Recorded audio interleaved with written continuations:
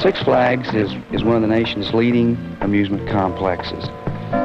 The park has a variety of attractions that include everything from kids' rides to the ultimate and thrill rides. We try to make Six Flags a place for the whole family to escape reality. Six Flags is really many things to many people through the beauty of the landscape and the excitement of the many shows and attractions.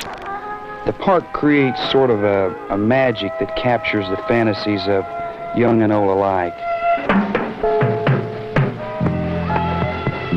We keep people coming back to Six Flags by adding new rides and attractions each year. This assures that every visit to the park will be a little different and a little more exciting than the one before. With every addition, we try to top the last. Each year, we try to install an attraction that will be a little bit more spectacular than the year before.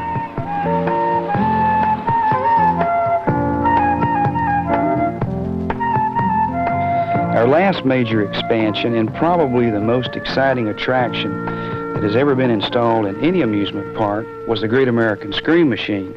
We have had a phenomenal success with the Scream Machine since it was introduced in 1973. The ride not only pulled us out of the hole as far as attendance was concerned in '73, but continued to help us toward a record-breaking year in 1974.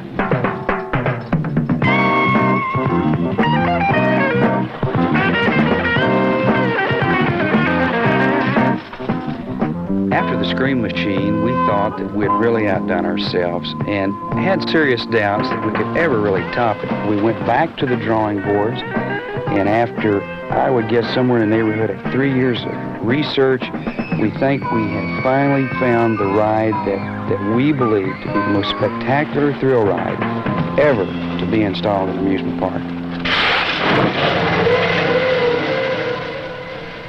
During our research, we heard about an old parachute training tower at Fort Benning, Georgia. I understand that even though it's outlived its usefulness as a training aid, the Army still puts it to good use as a public relations tool.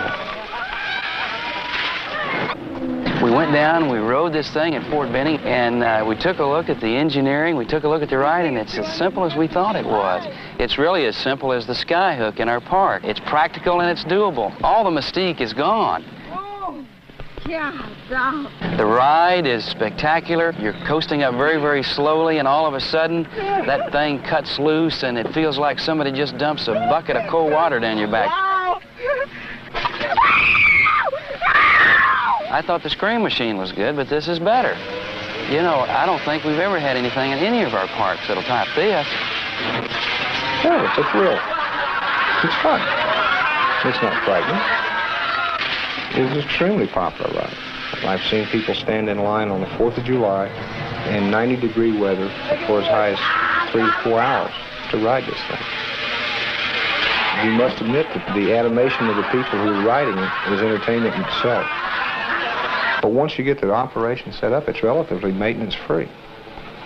The chutes, once in a while, will tear, a hole will tear, but they're still completely safe. Even if you didn't have a chute, you'd be safe.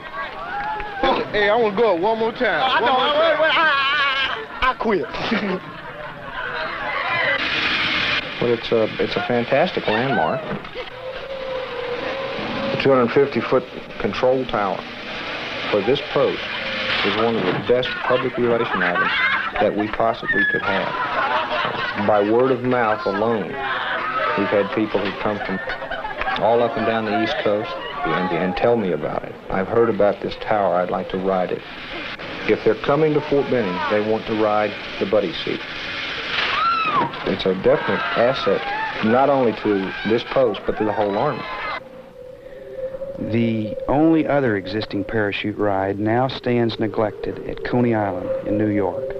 It's hard to estimate how many hours over the last 2 years we put in researching this particular parachute ride. It had its beginning in Riverview Park, World's Fair in New York, 1939.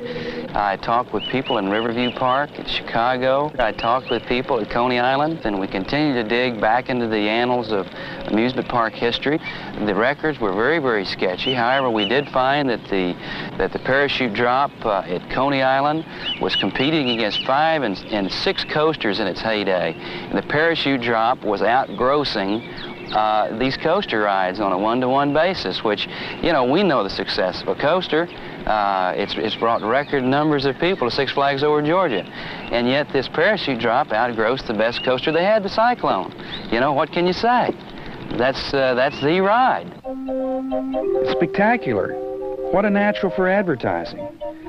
You know, at 39 World's Fair, this ride was sponsored by the Lifesaver Candy Company and proved to be the fair's most photographed exhibit. After it was moved to Coney Island, it was used in a variety of PR stunts and gained international fame. Today, Coney Island has her share of problems and the ride is no longer in operation. But, believe me, Six Flags is putting this ride's concept to good use. Well, our modern version of the old parachute ride is being manufactured in Switzerland. Recently, a group of our people traveled to Switzerland to inspect the ride.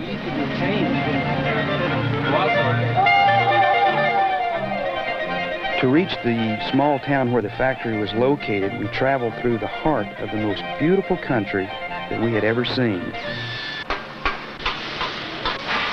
When we arrived at the factory, we found that the production was in full swing.